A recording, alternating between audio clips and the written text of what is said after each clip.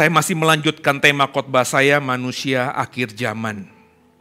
Saya tergoda, saya bergumul, dan akhirnya saya sejahtera untuk membuat seri khotbah ini karena saya melihat fenomena-fenomena dalam kehidupan kita sebagai manusia, bersosialisasi, kehidupan manusia di belahan dunia lain yang bagi saya patut untuk saya sampaikan kebenaran bagi semua yang mau dengarkan saya.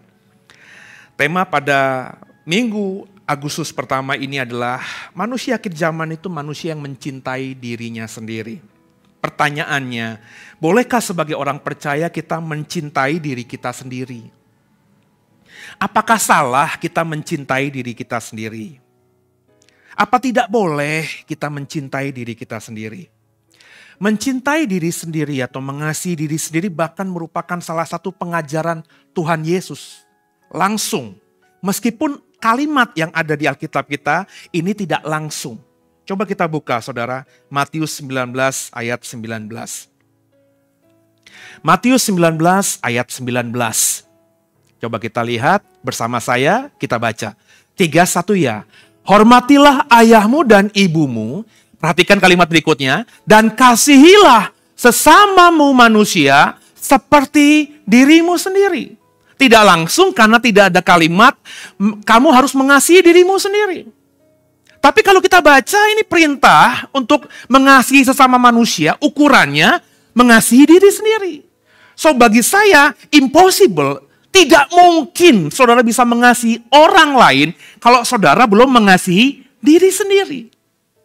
Ada satu lagi ayat. Ayatnya kurang lebih sama tapi konteksnya berbeda. Matius 22 ayat 39. Dalam konteks yang sedikit berbeda. Tapi pengajaran Tuhan Yesus ini kalimatnya sama. Matius 22 ayat 39. Bersama saya. 3-1 ya. Dan hukum yang kedua yang sama dengan itu ialah kasihilah sesamamu manusia seperti dirimu sendiri. Nggak langsung kamu harus mengasihi dirimu sendiri. Tapi kalau kita baca dengan cermat, dikatakan tadi ini bagian rangkaian dari hukum kedua. Hukum kedua ini tidak lebih rendah daripada hukum yang pertama. Cuma dibedakan saja pertama dan kedua. Tapi kalau kita lihat konteksnya ini selevel. Hukum yang pertama itu kasihilah Tuhan Allahmu dengan segenap hatimu. Dan yang sama dengan itu, kasihilah sesamamu manusia. Itu yang diingat sama orang Kristen. Padahal kalimatnya belum full stop, belum titik, masih koma. Seperti kamu mengasihi dirimu sendiri. Maka bagi saya sebagai orang Kristen, sebagai pendeta, sebagai pengkhotbah, sebagai gembala, saya mengajar berani saudara, saudara harus jadi orang Kristen yang mengasihi dirimu sendiri, mencintai dirimu sendiri. Maka kita tidak bisa mengejek diri kita sendiri. Saudara jahat kalau saudara merendahkan dirimu sendiri. Saudara adalah orang yang buruk sama sekali kalau saudara tidak percaya diri. Sebab bagaimana mungkin saudara bisa mencintai dirimu sendiri kalau kau tidak percaya diri. Kalau kau rendah diri. Soal kita lebih tidak tampan daripada yang lainnya. Soal kita tidak lebih cantik daripada yang lainnya. Itu sangat subjektif saudara. Maafkan saya bukan rasis saudara. Dulu mungkin iya pandangan saya seperti itu. Tapi sekarang saya jauh dari rasis. Tapi tetap saja meskipun saya tidak rasis, saya agak tergelitik gitu kalau lihat di YouTube. Misalnya, maafkan saya, ada orang bule, keturunan Eropa, kulitnya putih, menikahi Afro-Amerika yang gelap. Saya jujur agak lucu gitu. Karena tampilan posturnya berbeda. Yang laki tinggi besar, hitam gelap, yang perempuan agak pendek tapi putih, rambutnya pirang. Mungkin kita tidak setampan dia, mungkin kita tidak sebening dia, tapi dengarkan saya subjektif. Buktinya ada perempuan bule cantik yang jatuh cinta sama laki-laki yang menurut orang lain atau perempuan lain mungkin tidak sesuai dengan apa yang dia harapkan. Dan ketika saya mengikuti, karena saya pernah tertarik dengan hal ini, why? Kenapa ada yang sejahtera dengan menikahi perempuan atau laki-laki yang berbeda benar-benar secara budaya, secara suku, secara kulit dan lain sebagainya. Ternyata pernikahan itu tidak mudah juga, saudara. Jangan kau berpikir bahwa keluarga Afrika itu senang ketika mendapatkan menantu perempuan bule cantik. Enggak juga. Itu sulit diterima oleh keluarga dari Afrika. Sebaliknya juga demikian. Berarti si pasangan ini yang berbeda warna kulit ini ketika memutuskan saling mencintai dan berketetapan untuk menikah dalam Tuhan, ini benar-benar perjuangan yang luar biasa. Yang saya mau katakan, saudara harus belajar mengasihi diri sendiri. Bahkan saya pernah khotbah, dalam beberapa kesempatan saya pernah ajarkan, gak mungkin saudara bisa mengasihi orang kalau kau gak mengasihi diri sendiri. Sebaliknya, lebih tajamnya, gak mungkin juga saudara bisa mencintai Tuhan kalau kau tidak mencintai diri sendiri. Kau adalah ciptaan Tuhan. Jadi kalau kau tidak menghargai dirimu sendiri, bagaimana mungkin kau bisa menghargai Dia yang kau imani menciptakan dirimu? Sesuatu yang gak masuk akal. Maka kalau ada orang bunuh diri, ada orang misalnya melukai diri, saya nggak percaya. Meskipun ada gelar PDT di depannya, STH, MTH, DTH, dia punya kesaksian belasan tahun, puluhan tahun melayani. Saya nggak percaya benar-benar dia adalah seorang yang mengerti firman Tuhan. Kekasih Tuhan, biji mata Tuhan. Jadi kita harus mengasihi sesama manusia seperti kau mengasihi diri sendiri. Jadi mengasihi diri sendiri boleh nggak, saudara? Boleh. Tapi kalau kita lihat konteks Matius, baik Matius 19 maupun Matius 22. Konteks ini adalah konteks ayat di atas, ayat di bawahnya. Saya selalu mengatakan kalau mau membaca Alkitab, lihat konteks. Konteksnya itu adalah ada perintah untuk melakukan firman Tuhan. Dan di Matius 22 yang kita barusan baca dalam konteks hukum yang terutama. Ya. Dua ayat perjanjian baru yang barusan kita baca ini dikutip Tuhan Yesus dari perjanjian lama. Jadi bukan pengajaran orisinil dari mulut manusia yang namanya Yesus Kristus. Tapi firman ini pernah turun dulu di perjanjian lama. Diberikan kepada Musa lewat Imamat 19 ayat 18. Kita buka Imamat 19 ayat 18. Bersama saya, 3-1 ya. Janganlah engkau menuntut balas dan janganlah menaruh dendam terhadap orang-orang sebangsamu. Melainkan kasihilah sesamamu manusia seperti dirimu sendiri. Akulah Tuhan. Konteksnya juga lihat. Imamat bicara mengenai bagaimana orang Israel itu dikasih perintah agar menjadi umat pilihannya, bangsa pilihannya. Jadi saudara, mengasihi sesama harus sama dengan mengasihi diri sendiri. Artinya mengasihi diri sendiri itu harus dikerjakan oleh setiap kita. Dan ukuran mengasihi diri sendiri harus diukurkan juga kepada orang lain. Jadi ketika kita mengasih reward sama diri kita 100, mestinya kita juga bisa mengasih reward kepada orang lain 100. Ketika kita berkata bahwa kenyamananku ketika orang lain itu mendengarkanku, maka seharusnya kita juga mau mendengarkan orang lain.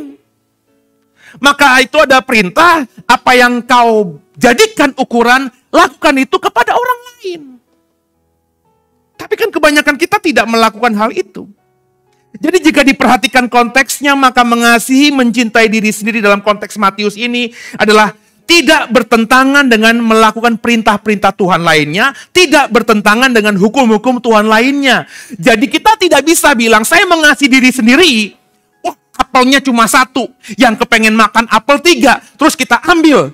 Orang yang 2 berkata, kok lo ambil? Karena aku mengasihi diriku sendiri. Nggak bisa begitu. Sebab ada hukum Tuhan yang lain yang mengatakan, kau harus memberi. Nangkep saudara? Sebab kalau kita menafsirkan mengasihi diri sendiri sesuai dengan mau kita, maka nggak heran ada menteri yang Kristen yang korupsi bantuan sosial untuk orang-orang yang terkena dampak COVID kemarin. Kalau kita tidak bisa mengasihi sesama manusia, kita menafsirkan mengasihi diri kita sendiri, nggak heran ada cerita, meskipun masih rumor, ada polisi yang ditembak sama teman-temannya karena hal-hal yang kita bisa baca di koran-koran. Jadi selama mengasihi atau mencintai diri sendiri kita lakukan tidak melanggar firman Tuhan yang lain.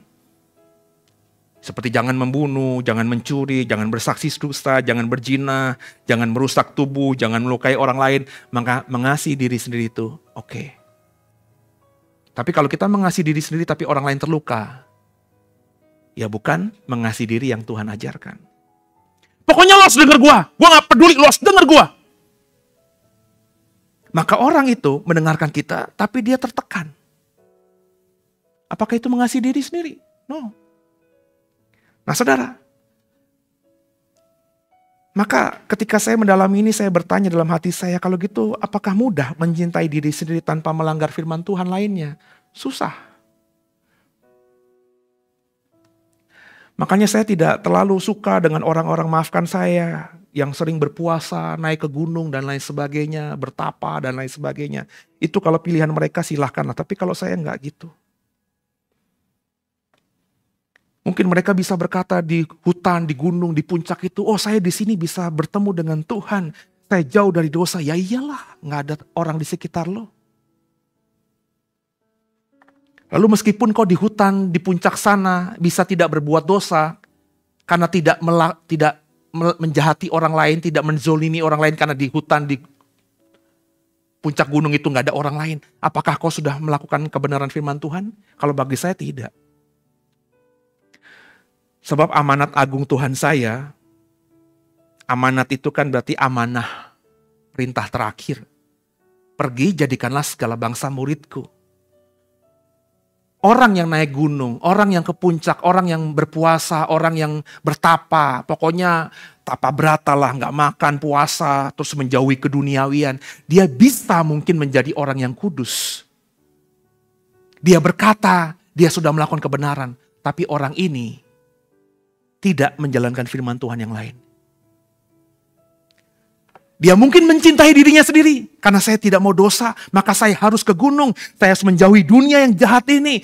Dunia yang glamor ini. Teman-teman yang comel itu saya jauhi aja deh. Pokoknya saya mau ke gunung sendirian. Dia mencintai dirinya sendiri. Tapi dia tidak mencintai orang lain. Kenapa? Dia gak peduli sama orang lain yang masih berbuat dosa.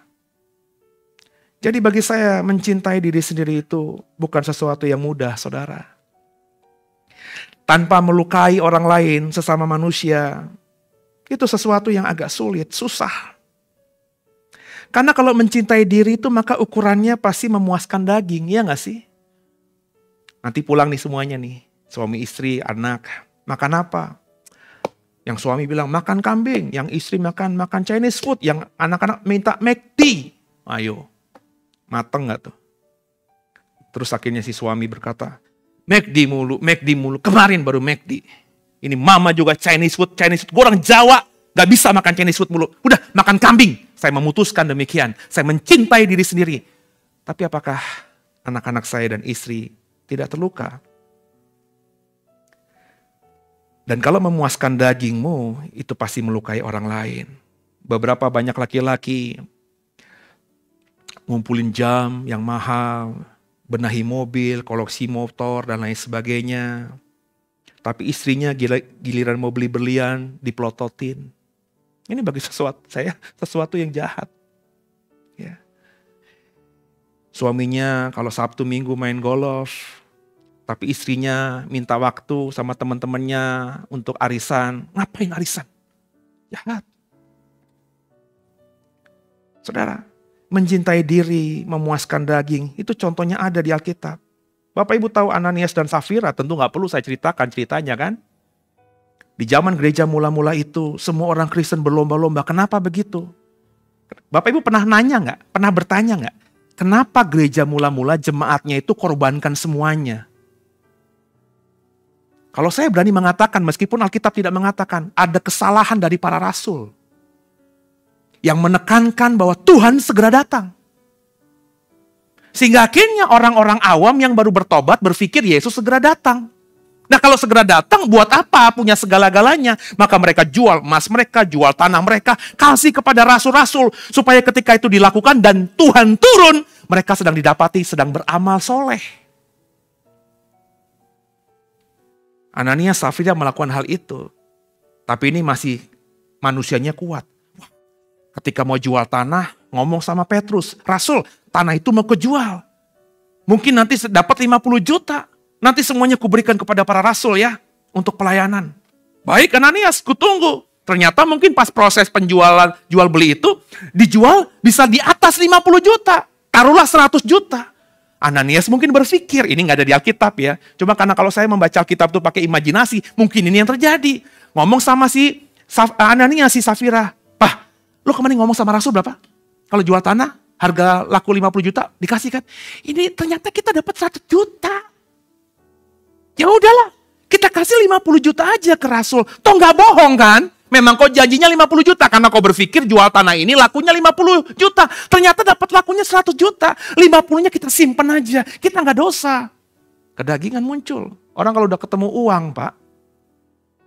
Makanya saya selalu berkata, kekasih Tuhan dengerin saya, nggak usah nazar-nazaran lah. Orang tuh kalau bernasar itu banyakkan kilaf nantinya. Orang kalau bernasar tuh belum punya apa-apa. Saya bernasar pendeta. Kalau nanti proyek itu goal, maka saya akan kembalikan persepuluhan kepada gereja. Saya bernasar. Pokoknya kalau saya jadi nanti S3 saya lulus, saya dapat kerja di perusahaan Amerika, gajinya dolar, saya akan memberikan sepersekian persen untuk melayani sesama. Belum terjadi itu. Ketika belum dapat apa-apa, ngomong itu gampang. Tapi ketika akhirnya dapat, dia berpikir proyek yang dia mimpikan cuma nilainya 1M. 1M, 10%, 100 juta, cengli untuk gereja. Ternyata 1M memang proyek awal, tapi proyek kedua, ketiga, keempatnya terus berkembang. 10M, 100M, berpikir 100M, 10%-nya untuk gereja, 10 miliar untuk gereja. Waduh, si Pase bisa enak dia, bisa liburan mulu dia, jadi nggak pelayanan lagi dia. Akhirnya hitung-hitungan, kayak nggak cocok. Pasti nanti bisa lupa diri, pasti nanti bisa bisa nggak hidup kudus lagi karena bergelimpangan harta. Udahlah, gue bijaksana aja, tetap aja kasih 100 juta. Bernazar itu adalah janji, sumpah. Ya, tidak. Selebihnya berasal dari setan. Maka saya mengajarkan, nggak usah sumpah-sumpahan, nggak usah nazar-nazaran, nggak usah janji-janjian. Saya bukan ngomong ini level saudara, maafkan saya. Kadang-kadang saya mau tekankan ini. Banyak level yang ngakunya hamba Tuhan. Itu udah janji sama saya. Bukan ngomongin cuan ya, bukan ngomongin uang ya. Janji aja, janji pelayanan aja. Itu bisa berubah loh. Bisa berubah loh. Bapak Ibu tahu Daud dan Batsheba?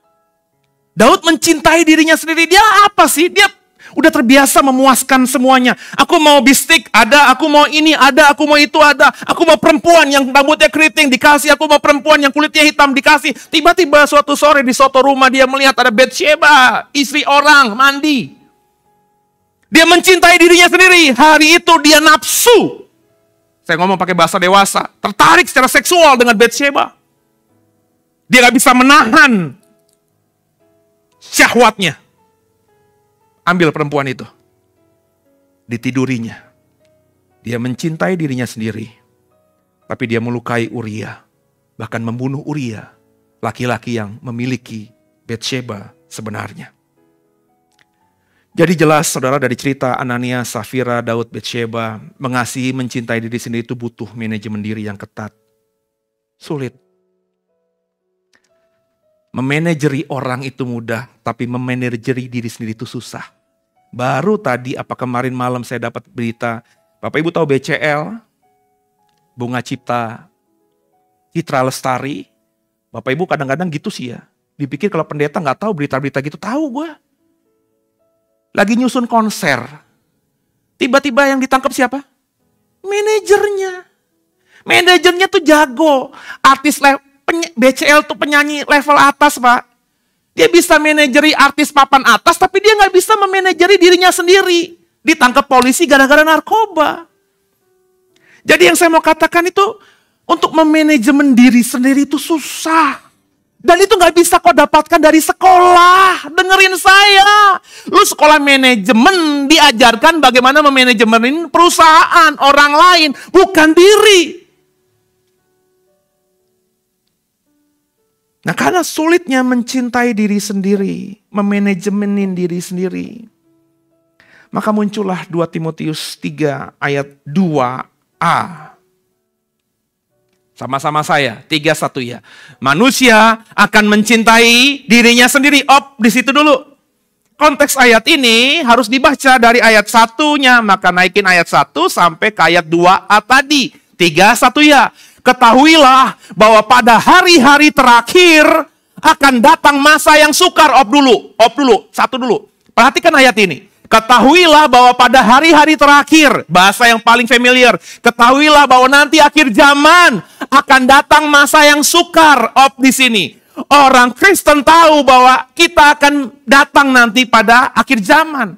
Semua pendeta gereja mengajarkan ada nanti masanya akhir zaman. Semua orang Kristen tahu bahwa akhir zaman itu masa yang sukar. Tapi kebanyakan orang Kristen, Bapak Ibu dengarkan saya, masa akhir zaman yang sukar itu dipahaminya gara-gara perang. Gara-gara sampar COVID-19. Gara-gara antikristus yang berkuasa. Gara-gara resesi ekonomi. Gara-gara hal A, B, C, D, E, F, G, H, I, J. Banyak orang bisa mendeskripsikan akhir zaman yang sukar itu seperti apa bentuknya. Tapi kata Paulus rasul hebat ini kepada anak rohaninya Timotius, yang saya sudah berkata berkali-kali, Timotius ketika dapat surat ini bukan anak kemarin sore. Dia sudah pelayanan, dia sudah gembala, dia sudah pendeta, dia tahu firman Tuhan. Tapi Paulus penting untuk mengingatkan anak rohaninya yang di mata orang banyak sudah jadi guru ini. Nah, hati-hati. Akhir zaman nanti akan ada zaman yang sukar, masa yang sukar. Dan dengarkan saya. Kata Paulus kepada Timotius, saya kutip copy paste untuk saudara. Kata ayat 2, akhir zaman, masa yang sukar itu karena apa? Karena manusia mencintai dirinya sendiri. Ada yang pernah sampai ke sana nggak? Ada yang pernah berpikir begitu nggak? Aku yakin, saya pengkhotbah akhir zaman. Saya teolog akhir zaman. Saya menggeluti eskatologi. Saya berani yakin, saudara yang banyak dengerin pendeta akhir zaman, mungkin saya salah satunya, nggak pernah berpikir bahwa zaman sukar di akhir zaman itu gara-gara kita mencintai diri sendiri. Seperti yang saya bilang tadi, kebanyakan orang berpikir zaman yang sukar itu karena perang, karena sakit, karena ekonomi, karena antikristus. Orang bisa menjelaskan antikristus itu begini. Tapi lupa bahwa zaman sukar di akhir zaman itu terjadi karena manusia mencintai dirinya sendiri. Kalau ayat ini masih diratakan ragu, terjemahan LA ini kau ragukan. Lihat, compare ke bahasa Inggris, terjemahan Inggris. Kalau kau bisa bahasa aslinya, lihat bahasa Yunaninya. Semua terjadi karena orang-orang di akhir zaman mencintai dirinya sendiri. Satu sisi Tuhan berkata, kasihilah sesama manusia seperti kau mengasihi diri sendiri. Berarti boleh nggak mengasihi diri sendiri? Boleh. Tapi Paulus mengingatkan, hati-hati kalau kau mengasihi dirimu sendiri, mencintaimu diri sendiri. Kenapa? Karena mengasihi dan mencintai diri sendiri itu bisa membuatmu mengalami masa-masa sukar di akhir zaman. Coba kita lihat bahasa aslinya. Di slide. Perhatikan. Kata mengasihi. Bukan yang di sini. Tapi yang slide berikutnya. Ya ini ya. Mencintai diri sendiri atau mengasihi diri sendiri dalam kata yang ada di dalam 2 Timotius 3 ini. Ayat 2. Menggunakan kata Yunani pilautoi. Ya. Pilautoi ini secara harafiah artinya selfish. Egois, mau menang sendiri. Pilautoi ini, lihat slide berikutnya, slide yang paling terakhir kalau tidak salah saya buat. Ya, berasal dari kata philautos. Philautos itu secara harafiah berarti will be lovers of self atau lovers of their own self. Ini saya lihat dari kamus Strong, Bapak Ibu. Kamus yang memang dipakai oleh semua teolog. Jadi, mengasihi di sini adalah mencintai diri sendiri. Begitu mencintai diri sendiri sehingga selfish, egois, mau menang sendiri. Inilah bahaya laten akhir zaman. Jadi jangan ngomongin antikristus dulu. Saudara, kadang-kadang kita ngomongin orang di luar, faktor eksternal. Tapi faktor internal kita lupa. Ya.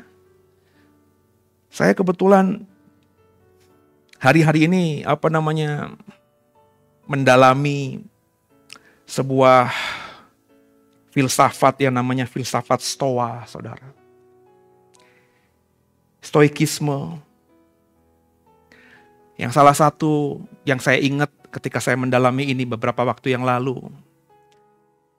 Paham Stoa ini berkata bahwa jadilah manusia yang menerima gitu. Dan jangan buang energi, tenaga, waktu, sumber daya dan lain sebagainya untuk merubah yang dari luar, faktor eksternal. Tapi ubahlah diri, faktor internal.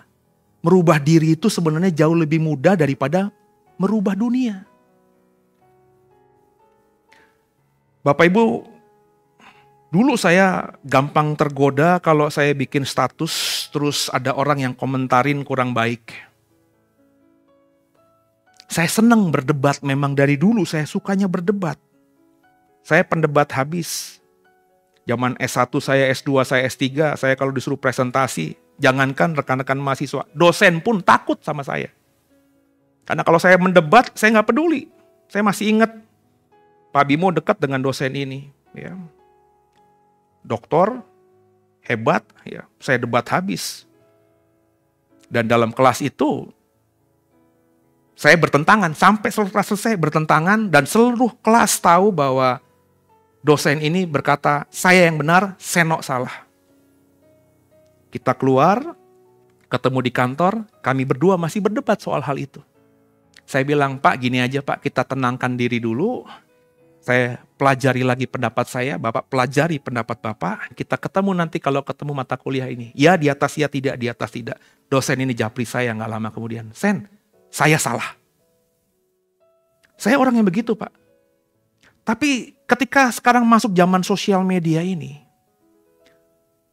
saya akhirnya merasa saya sering terluka gitu kalau ada orang yang mendebat saya, terus saya ladeni via kolom komentar. Nangkep gak saudara? Capek sendiri. Gara-gara perdebatannya belum selesai, belum ketemu konklusi, orang ini melempar masalah lain, kasus lain. Dan akhirnya berkepanjangan. Nah, di saat momen-momen itulah saya ketemu dengan buku yang mengajarkan soal Stoa ini. Dan akhirnya saya berkesimpulan dan saya mengerjakannya hari-hari ini.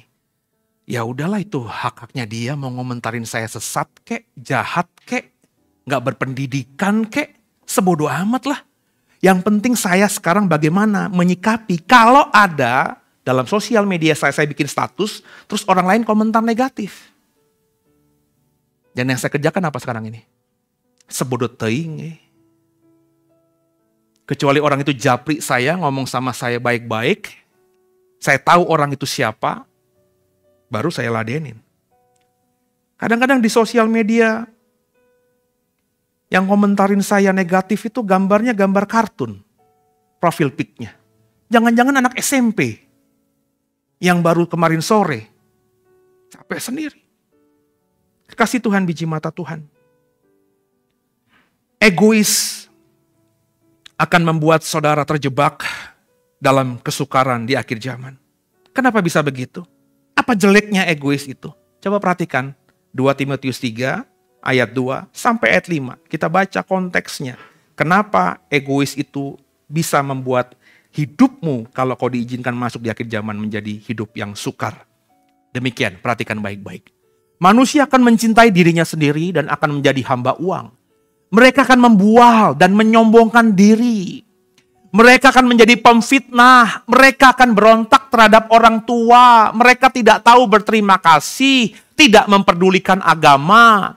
Tidak tahu mengasihi. Tidak mau berdamai. Suka menjelekkan orang. Tidak dapat mengekang diri. Garang. Tidak suka yang baik. Suka berkhianat, tidak berpikir panjang, belagak tahu, lebih menuruti hawa nafsu daripada menuruti Allah. Secara lahiriah mereka menjalankan ibadah mereka, tapi pada hakikatnya mereka memungkiri kekuatannya. Kata Paulus kepada Timotius, jauhilah mereka itu. Orang yang egois itu akan mengerjakan hal-hal tadi, Pak. Meskipun ada beberapa terjemahan ini yang kurang tepat menurut saya, tapi bagi saya terjemahan LAI masih bisa saya terima dengan baik. Orang yang egois itu nggak akan peduli lagi sama sesama. Jangankan sesama, bahkan saudara kandung pun dia nggak peduli. Jangankan saudara kandung, orang tua yang melahirkannya dan membesarkannya sehingga dia bisa sampai di titik ini, dia juga gak akan peduli. Karena dia sudah egois. Mementingkan dirinya sendiri. Dan akhir zaman, kan kelihatan banyak orang yang seperti ini. Akhirnya berhasil dalam karirnya, dalam usahanya, dalam kepegawaiannya. Pokoknya dia menjadi orang berhasil sama orang tuanya, tapi gak tahu diri. Saya dapat cerita, saudara. Ya di atas ya, tidak di atas tidak. Pejabat. Apa ya namanya ya? Pokoknya polisi lah. Ya. Bukan Pak Juve, tapi yakin Pak, bukan Bapak. Udah perwira. Ya. Saya dapat informasi bukan dari katanya, tapi dari adiknya sendiri cerita sama saya. Dia jadi tentara, bisa lulus SMA, ya. Meskipun dia mungkin ikut akpol, daftar jadi masuk polisi itu usaha dia, tapi kan dia bisa seperti itu, badannya bagus, IQ-nya bagus, kan karena jeripaya orang tua. Ketika sudah jadi pejabat, cukup punya pangkat, di luar pulau sana, orang tuanya nggak pernah sama sekali dihubungi. Kalau orang tuanya telepon, terus istrinya masuk, langsung dimatikan. Entah apa yang terjadi sebelumnya, saya tidak sampai ke sana karena bukan ranah saya dalam mengkonseling perwira polisi ini. Tapi dari kesan saya, dan ini cerita bukan 1-2, banyak yang kayak gini yang saya dapatkan. Ada anak-anak yang masih punya orang tua hidup. Berhasil dia secara ekonomi, mapan. Sama istrinya, sama anaknya, bisa beli segala-galanya. Tapi orang tuanya, di masa tuanya, di sisa hidupnya, dia gak peduli. Gak peduli. Egois kan? Oke, mungkin karena jabatannya dia tidak bisa ke rumah orang tuanya. Tapi kan bisalah. Video call, bisalah transfer. Kalau udah jadi pejabat di daerah, saudara, maafkan saya. Itu penghasilan bukan cuma dari gaji, jangan bodohi saya lah. Gaji pegawai negeri, gaji perwira polisi, perwira tentara. Saya tahulah, itu bisa cari kok. Di Google juga banyak. Kemarin di dalam pertemuan dengan para pensiunan, Pak Jokowi bilang, saya tahu pensiunan tentara tuh berapa gajinya. Saya tahu karena bapak saya tuh juga pensiunan tentara. Ibu saya masih dapat. Tahu nggak nilainya berapa? Jauh banget saudara di UMR DKI itu. Tapi kalau masih jadi pejabat, dia bisa hidup bukan dari gaji itu saja, dari banyak lain. Yang halal saja sudah jauh lebih besar daripada yang dari negara. Apalagi kalau pejabat ini memang niatnya jahat gitu. Jadi untuk memberikan orang tuanya, maafkan saya senilai UMR mah bagi saya kecil itu. Tapi tidak dilakukannya. Egois. Pasti ngerjain nggak? Lo boleh lihat aja. Apakah saya ngerjain apa tidak? Ibu saya lagi sakit hari-hari ini. Kalau secara finansial ibu saya masih punya lah simpenan gitu. Mungkin tidak akan memberatkan saya. Tapi saya seminggu 2-3 kali bisa nemenin dia kesini. Saya pertama capek badan dan saya capek perasaan juga. Kenapa? Sambil saya nganterin dokter, saya selalu memperhatikan ibu saya. Dia down nggak ya? Dia depresi nggak ya? Dia capek nggak ya? Kalau gue bisa kontrol diri gue sendiri. Tapi kalau nyokap udah 73 tahun, harus ngantri dokter. Kemarin tuh kena pahitnya aja. Jadi udah dokternya ada. Pas nomor ibu saya, dokternya tiba-tiba dipanggil direksi. Apes nggak? Jadi rapat sama direksi 1,5 jam. Pasien lain udah gak ada, tinggal nyokap gue satu. Itu dokter gak mau nungguin 15 menit, lari. Mau gimana? Mau pulang nanggung? Saya sih enjoy. Karena andai kata suruh nunggu 5 jam lagi, perut saya sudah terbiasa, berpuasa tuh terbiasa, duduk di bangku yang keras di rumah sakit saya terbiasa. Tapi nyokap gue, dia pegel. Apa karena pantat ibu sudah tepos ya, udah tua ya, sakit ya, pegel ya, karena ibu udah tua ya, tulang-tulang ibu rengsek ya. Saya mikirin begini kan. Makanya jujur aja ketika dokternya datang, muka saya agak senep gitu kan. Gila loh dok ya, nyokap gue suruh tunggu 1,5 jam, 15 menit, padahal cuma konsul doang 10 menit, dia gak mau nunggu gitu loh. Kekasih Tuhan, biji mata Tuhan, saya kerjakan itu semata-mata karena tadi saya sadar bahwa selfish, egois. Aduh kalau mau kan gampang Pak, bayar orang aja. Ada pembantu di rumah ibu saya grabin aja, bisa dong. Atau saya arahin dulu, udah nanti arahin pokoknya kalau udah nanti pesen grab, bisa dong. Gak perlu saya gitu. Atau saya bayar orang lah. Kekasih Tuhan, biji mata Tuhan. Jeleknya egois itu akan membuat saudara nanti kesukaran. Karena orang yang egois itu orang yang mementingkan diri sendiri. Itu gak mungkin disukai sama orang. Di akhir zaman, kau gak bisa hidup sendirian. Tidak bisa hidup sendirian. Kau akan bergantung sama orang lain kalau kau mau benar-benar hidup, benar-benar sesuai dengan apa yang Tuhan perintahkan.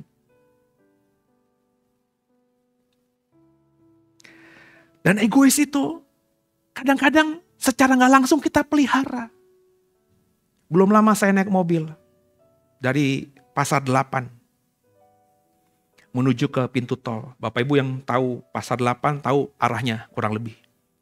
Dari jauh saya lihat ada mobil Pajero mau U-turn. Dia berhenti, saya sedang jalan lurus. So Bapak Ibu, saya sih memang nembak zaman dulu waktu SMA. Tapi saya tahu aturannya. Dengerin saya Bapak Ibu, kalau Bapak Ibu nggak tahu, Pak Juve nanti kalau salah tolong dikoreksi. Kalau naik mobil, naik motor, kalau kita lurus dan kita mau U-turn, itu yang didahulukan yang lurus. Karena dia ini jalurnya dia, kita tuh mau motong. Nangkep gak? Saya lebih paham lagi karena saya ada kurang lebih sebulan saya di luar negeri kan Bapak Ibu. Saya naik mobil sendiri. Biasanya tuh bangga kalau di Alam Sutra dekat perumahan saya, ada tulisan 50 km per jam di jalanan komplek. Kita kalau 80 km per jam tuh bangga banget gitu, bisa lebih gitu. Saya baru sadar ketika saya tinggal di luar negeri itu naik mobil. Ini mobilnya orang itu bagus-bagus, jalanan sepi, ada tulisan 60 km per jam. Itu mobil di depan saya, ya 60 km per jam pada depannya kosong. Dan saya ketika mulai nyalip sama yang punya mobil, Pak Pendeta gak boleh gitu, ada CCTV nanti kena tilang saya. Maka harus ikut 60 km per jam. Pas U-turn, saya berpikir mobilnya masih jauh. Aduh kalau Bapak Ibu yang sering naik mobil kan kita kalau U-turn pokoknya sikat aja gitu kan. Dulu-duluan. Kalau kita nungguin kapan kita sampainya. Nah ketika saya itu masih jauh. Ada kurang lebih jaraknya 500 meter. Jadi saya U-turn tuh masih bisa. Tapi ketika saya U-turn itu yang terus langsung. Terus saya diprototin pakai dia ngomong-ngomong gitu. Terus saya kasih tahu, Pak Pendeta ini bukan Indonesia. Jadi kalau mau U-turn tuh lihat kosong dulu Pak. Dari situ saya belajar banyak. Nah ceritanya. Ada mobil Pajero. Nah saya karena udah punya konsep dan saya tidak pernah begitu ya. Jadi saya pikir saya duluan nih.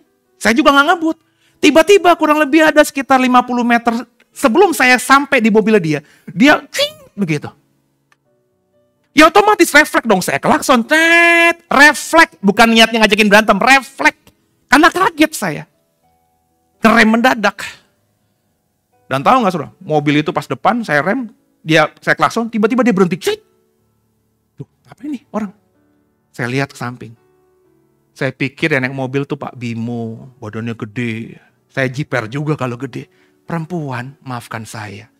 Perempuan. Terus saya nyalip dong. Saya pikir mobil rusak kali. Dia begini. Saya kesini, dia begini.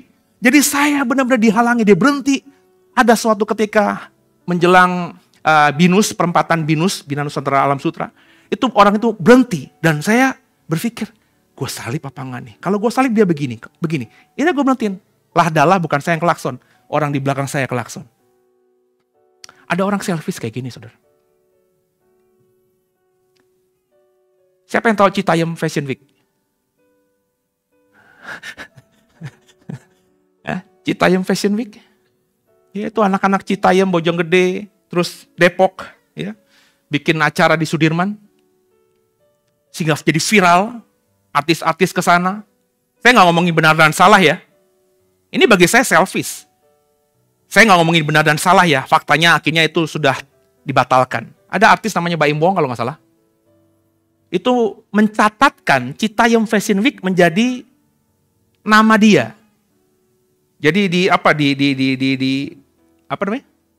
Ya, jadi dipatenkan yang punya Baim Wong. Apa yang terjadi? Sama pelaku si Bonge, si siapa lagi itu namanya, Citayam Fashion Week itu seru-seru aja, mereka mah dikasih duit juga diem gitu. Anak-anak kemarin sore kok. Ya. Tapi Pak Ridwan Kamil, saya baca para pejabat itu mengkritik, loh ini kan karya mereka, kenapa dihak patenin sama artis? Ribut, saudara. Jadi viral. Nah kalau bagi saya ya karena Baim melihat ini peluang bisnis. Tapi apakah itu haknya dia? Selfish. Egois.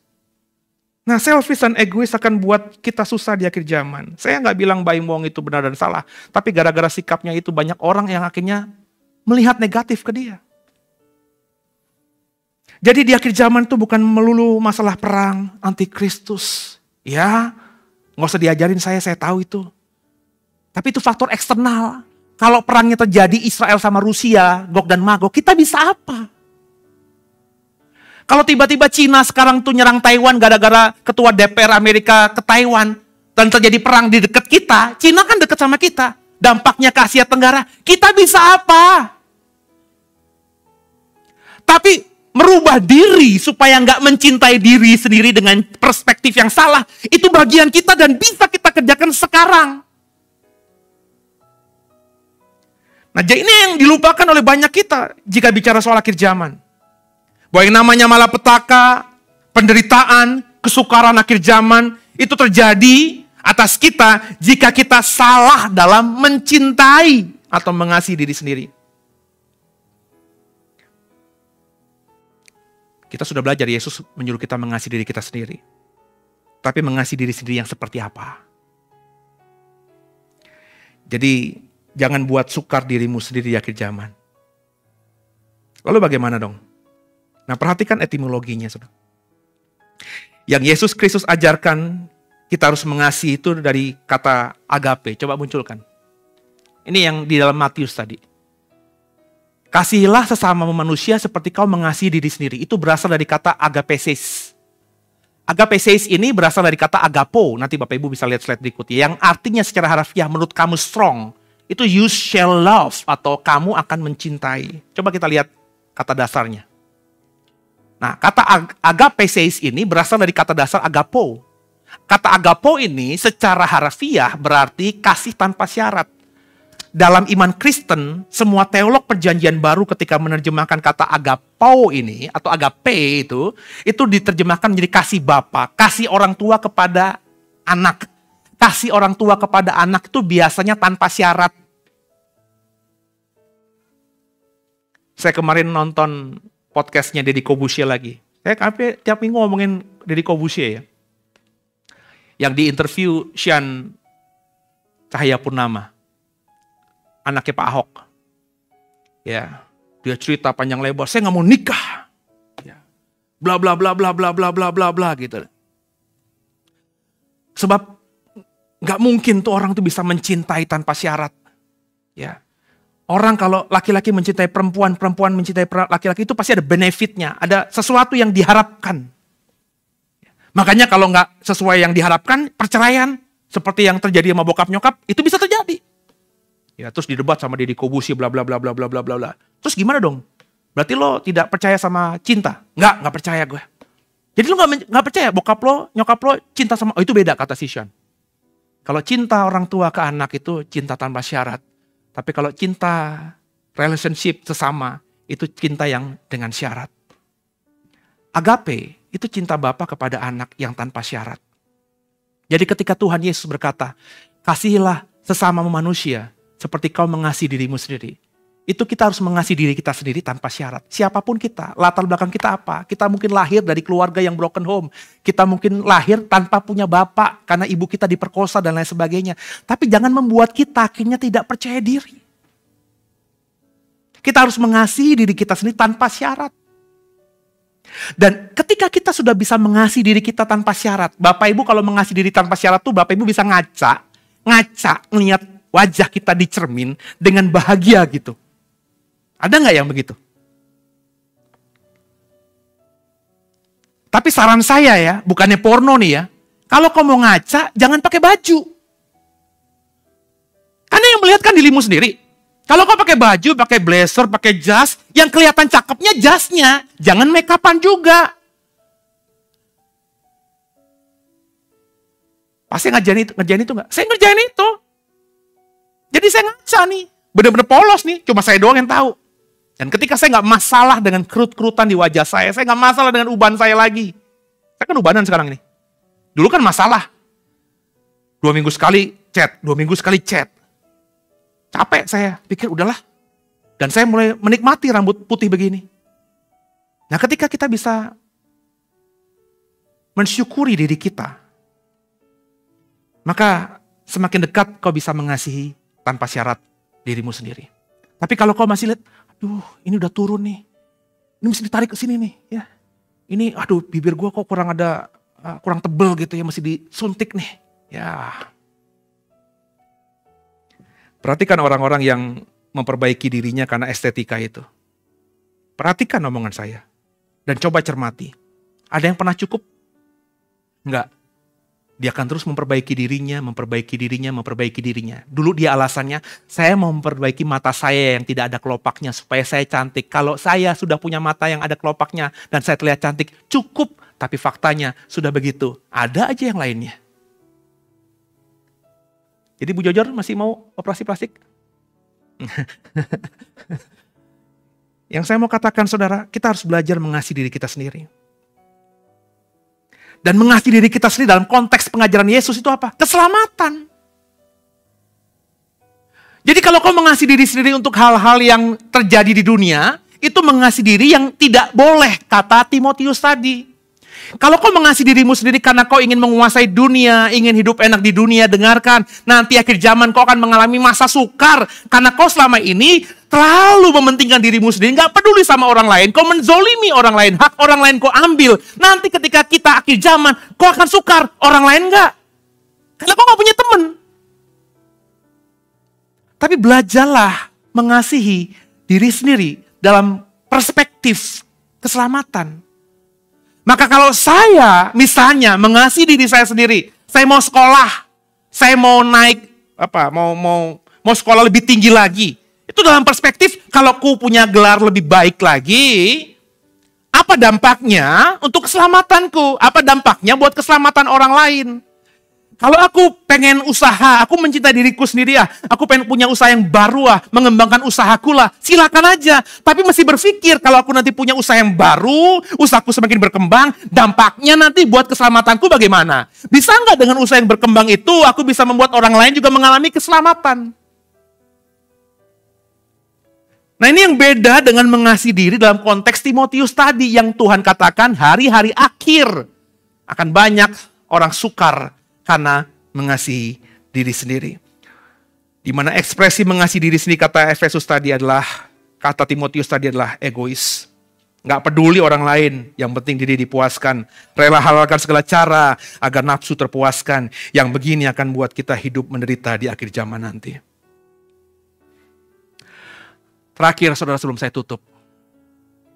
Orang yang bagi saya bisa mencintai dirinya sendiri dalam perspektif keselamatan di Alkitab adalah Yusuf. Contoh yang paling jelas. Kurang apa dia dizolimi, bahkan oleh saudara sendiri. Kakak-kakaknya sendiri. Yang dia cintai. Dia ditelanjangi, bajunya dirobek, dia dimasukkan ke dalam sumur. Sebelumnya dia ingin dibunuh oleh teman-teman, oleh kakak-kakaknya. Tapi Ruben bilang, janganlah kita kotori tangan kita dengan darah saudara kita sendiri. Masukin aja dia ke sumur.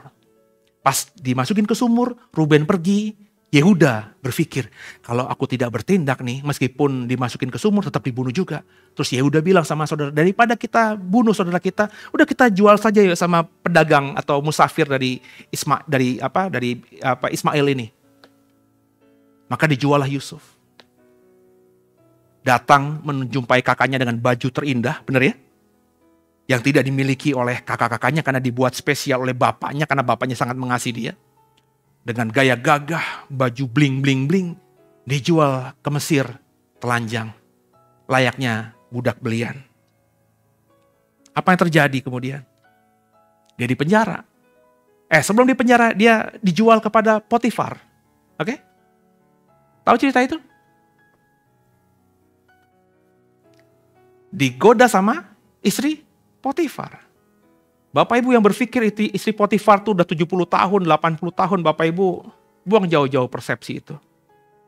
Andai kata Potifarnya 70 tahun, dengarkan saya, istrinya pasti baru 20 tahun, 30 tahun. Potifar itu siapa? Potifar itu pejabat tinggi Mesir. Maka kalau dia punya istri, dia pasti cari istri yang tercantik, paling muda, yang bisa dia banggakan. Jadi istri Potifar itu mungkin ya masih sekitar 30-an. Mungkin tidak jauh dari usia Yusuf. Dan sebagai seorang istri, di mana dia punya suami pejabat tinggi, maafkan saya bukan ngomongin porno lagi, tapi kita pakai imajinasi. Dia mungkin kesepian. Karena nggak mungkin Potifar cuma punya satu istri. Dia pasti punya banyak istri, dia punya banyak kundik. Artinya Yusuf digoda oleh perempuan yang cantik, masih muda. Kalau ngomongin mencintai diri sendiri, ini adalah peluang untuk memuaskan nafsu. Tapi apa yang terjadi? Udah ditarik sama istrinya Potifar, mungkin bajunya sudah dirobek. Perkataan Yusuf yang saya masih ingat, berkata begini, semua dalam isi rumah ini ada dalam tanganku. Tuhanku sudah mempercayakan semuanya padaku, cuma kamu yang tidak. Masakan aku harus mendustai Tuhanku dan Tuhanku karena hal ini. Maka dia tinggalkan bajunya dan dia lari. Dia tidak mencintai dirinya sendiri seperti kebanyakan manusia. Berikutnya, singkat cerita, dia dipenjara. Dia menolong mimpi juru minum dan juru roti, benar? 2 tahun kemudian Nebukadnezar, maafkan aja Firaun bermimpi. Juru minum ini ingat sama Yusuf yang pernah menafsirkan mimpi. Dikenalkanlah Yusuf karena seluruh Mesir tidak ada yang bisa menjawab. Dan ketika akhirnya Firaun terjawabkan dari mimpinya, Yusuf jadi tangan kanan Firaun. Di Mesir, kata Alkitab, tidak ada orang yang kuasanya lebih tinggi daripada Yusuf selain Firaun sendiri. Artinya apa? Perdana Menteri masih kalah sama Yusuf. Artinya apa? Putra mahkota masih kalah dengan Yusuf. Artinya apa? Ibu suri masih kalah dengan Yusuf. Permaisuri masih kalah dengan Yusuf. Suatu ketika kelaparan terjadi, kakak-kakaknya datang. Halo? Yusuf gak mencintai dirinya sendiri seperti saudara. Kalau saudara, pasti apa? Lu gak tahu siapa gua? Lu jual gua dulu. Lu buang gua dari bapak gua. Gua menderita. Di penjara. Tapi Yusuf tidak lakukan itu. Yusuf suruh pulang saudara-saudaranya dengan bekal yang banyak. Meskipun ada trik and triknya di situ. Tapi dilakukan Yusuf karena dia ingin bertemu dengan adiknya dan bapaknya. Yang pada kesempatan itu pertama tidak dibawa ke Mesir. Tapi ketika adiknya dibawa, Yusuf menangis. Mengakui di depan kakaknya, aku ini Yusuf. Kau merancangkan yang jahat padaku. Tapi Tuhan mengizinkannya untuk memelihara kita semuanya. Yusuf mencintai dirinya sendiri seperti dia mencintai saudaranya. Jadi belajarlah menjadi manusia akhir zaman yang mengasihi diri sendiri. Mencintai diri sendiri dalam perspektif keselamatan. Kalau aku lakukan ini, aku dipuaskan. Tapi kalau aku dosa, buat apa? Kalau aku ngerjain ini, aku dipuja-puji banyak orang, tapi di hadapan Tuhan, ternyata aku ini punya agenda tersembunyi. Buat apa? Hari-hari ini dengarkan saya tahun-tahun ke depan, tahun 2023, akan banyak orang-orang yang akan jadi pahlawan di siang hari bolong. Memberi sembako di mana-mana, bikin bantuan di mana-mana, seolah-olah dia malaikat. Tapi dengarkan saya, itu punya agenda tersembunyi. Karena apa? Mendekati tahun pemilu. Jangan dibodohi sama orang-orang model begini. Makalah jadi orang Kristen yang kalau nanti memilih yang cerdas. Kenali. Saya tidak menganjurkan, tapi kalau saya kerjakan dalam beberapa pemilu, kalau saya tidak tahu sama sekali orang-orang yang fotonya dipajang di bilik suara itu, saya mendingan gak usah milih, ngapain saya pilih kucing dalam karung. Saya nggak tahu nanti siapa yang maju dalam pilpres. Tapi kalau orang-orangnya tidak ada yang sesuai dengan hati nurani saya juga ngapain milih. Pak, kalau nggak milih salah dong.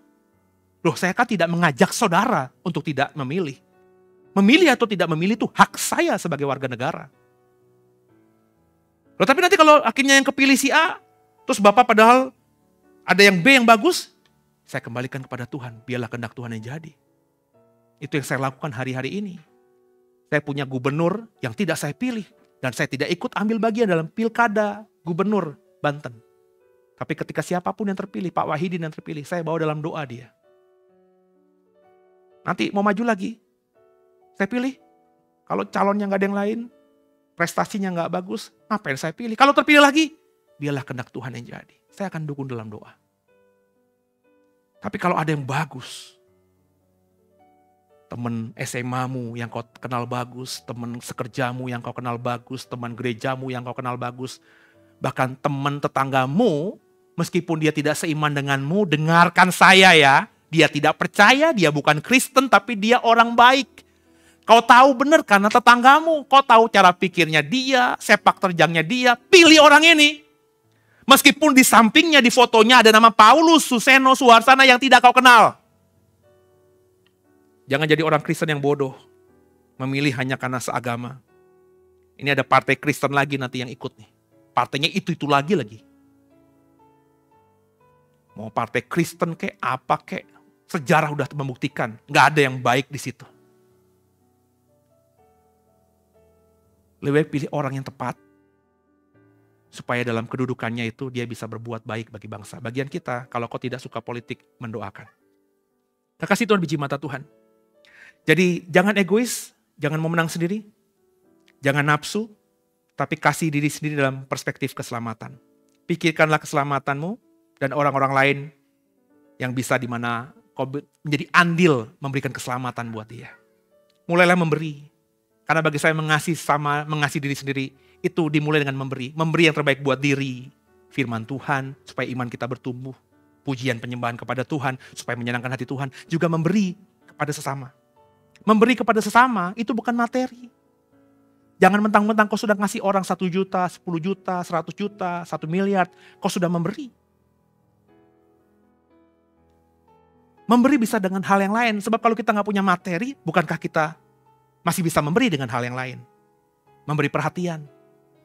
Memberi waktu. Memberi tenaga. Minggu ini ada yang minta saya pelayanan. Kalau dibilang gak punya waktu, bohong saya. Tapi kalau dibilang saya punya waktu, karena saya punya tanggung jawab ibu, saya juga harus berhikmat. Maka apa yang saya kerjakan? Saya WhatsApp dia. Oke Bu, saya pasti akan melayani pas di hari yang pas. Tapi mohon izin saya kasih jawabannya hari Selasa. Karena hari Selasa besok saya harus bawa ibu saya untuk ke dokter menetapkan tanggal OP buat ibu saya. Jadi kalau misalnya Selasa ke dokter terus OP-nya Rebo, ya maka mungkin saya baru bisanya Jumat atau Sabtu. Tapi kalau nanti hari Selasa OP-nya masih minggu depan, dijadwalkan minggu depan, maka saya bisa melayani ibu Rabu, Kamis, Jumat atau Sabtu. Saya janji akan kasih jawaban Selasa. Saya nggak bisa ngasih apa-apa buat orang ini. Dia minta saya melayani, saya punya waktu. Meskipun waktunya tidak se-fleksibel yang lalu, tapi saya berusaha.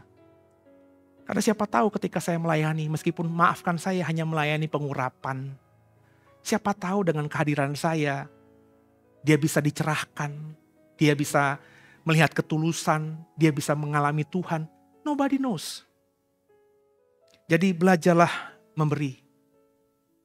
Jadi kalau ada saudara yang me-WhatsApp saudara, dijawab. Kalau ada orang yang me-WhatsApp saudara dan kau kenal dia, dijawab.